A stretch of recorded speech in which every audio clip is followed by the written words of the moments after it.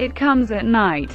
It Comes at Night is a 2017 American psychological horror film written and directed by Trey Edward Shults. It stars Joel Edgerton, Christopher Abbott, Carmen Ejogo, Kelvin Harrison Jr. and Riley Keough. The film had its premiere at the Overlook Film Festival in Mount Hood, Oregon on April 29, 2017, and was released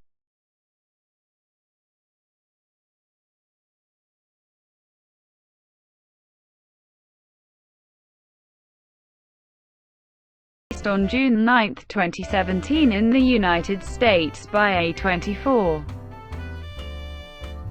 Plot: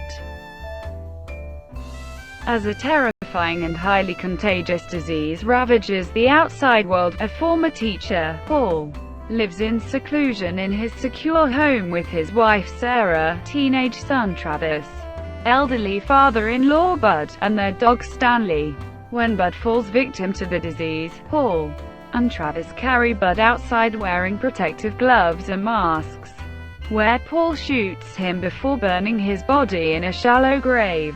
Distressed by the event, Travis begins suffering from nightmares revolving around the disease and his grandfather. Shortly after Bud's death, the family discovers an intruder breaking into the house, capturing him and knocking him unconscious. They tie him to a tree overnight before Paul confirms that the intruder is alone and not suffering from the disease. As HES interrogated by Paul, the stranger, Will, explains that he wasn't aware the house was occupied and was only searching for fresh water for himself, his wife and his young son, who he has left at an abandoned house approximately 50 miles away. Will offers to trade some of their plentiful supply of food in exchange for water.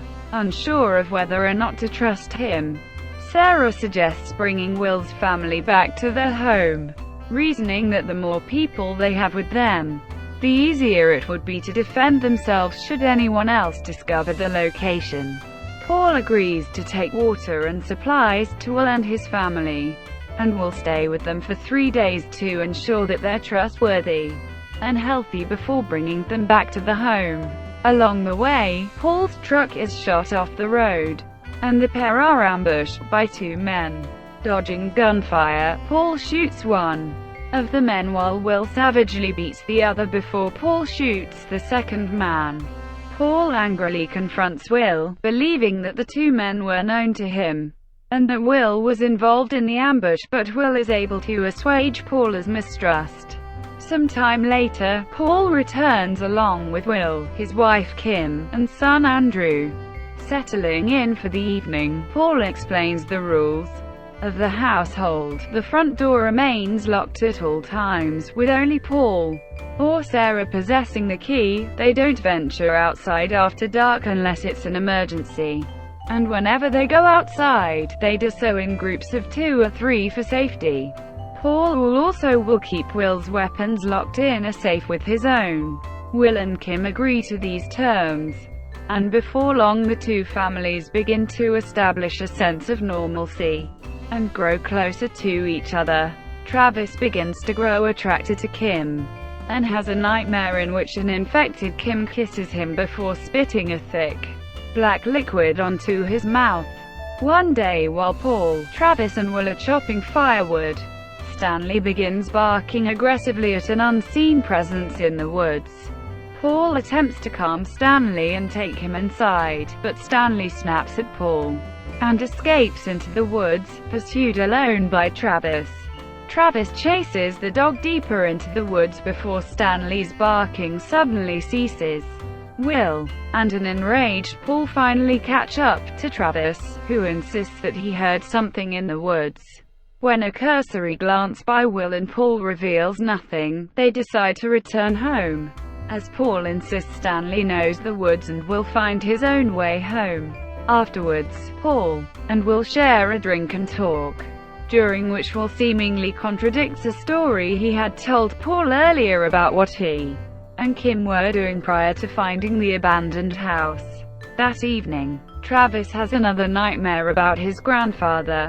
Waking suddenly, Travis discovers Andrew sleeping on the floor of Bud's old room and suffering from a nightmare. Travis wakes up Andrew and holds his hand, walking him back to his parents' room before hearing a sound from downstairs. Investigating, Travis finds that the front door of the house is ajar and runs upstairs to wake his parents. When Paul and Will investigate further, they find a bleeding and gravely sick Stanley lying on the floor, sending everyone else, including a distraught Travis, into another room. The two men euthanize the dog. While discussing the events of that evening, Travis reveals that the door was already open when he came downstairs and that Andrew appeared to be sleepwalking and might have been the one to open the door.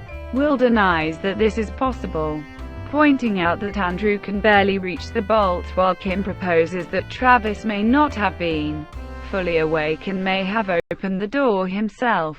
The two families decide to isolate themselves in their own rooms for a couple of days so they can calm down and ensure no one is infected.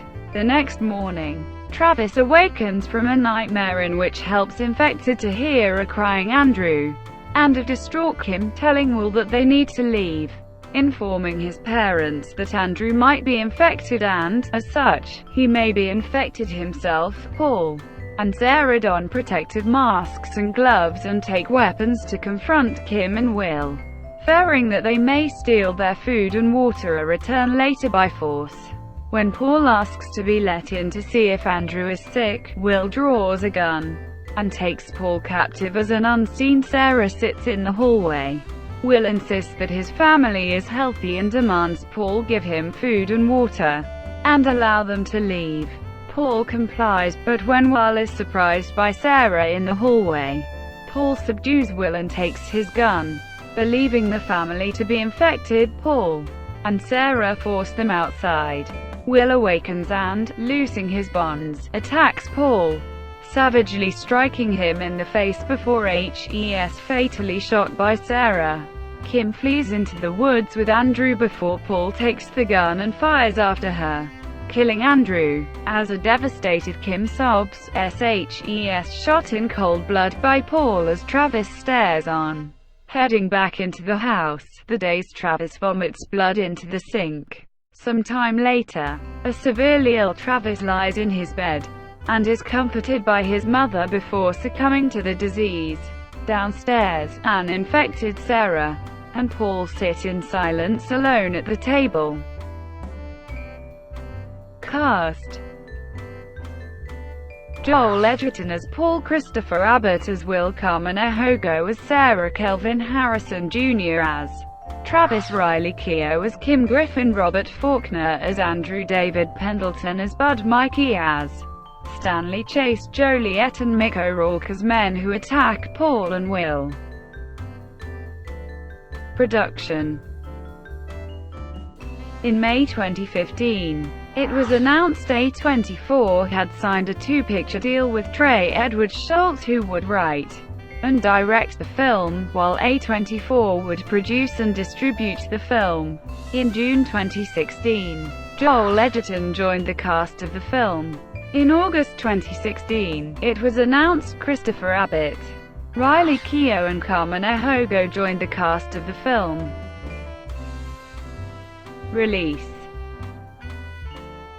The film had its world premiere at the Overlook Film Festival at Timberline Lodge, Oregon, on April 29, 2017. The film was scheduled to be released on August 25, 2017, but was rescheduled for June 9, 2017. Box office.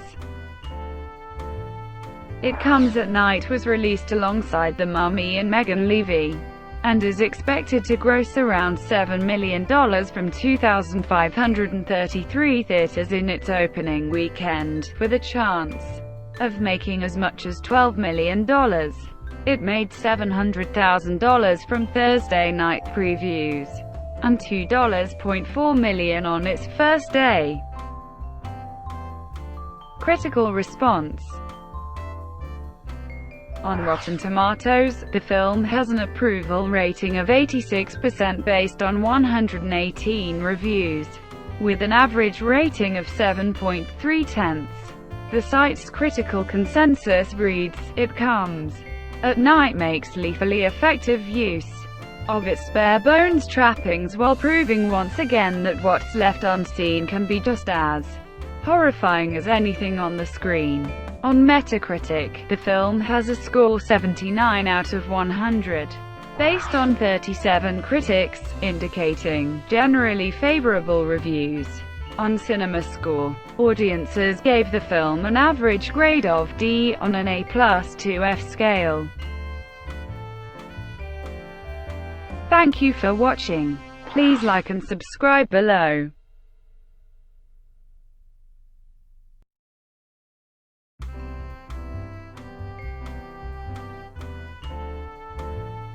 Please like and subscribe below.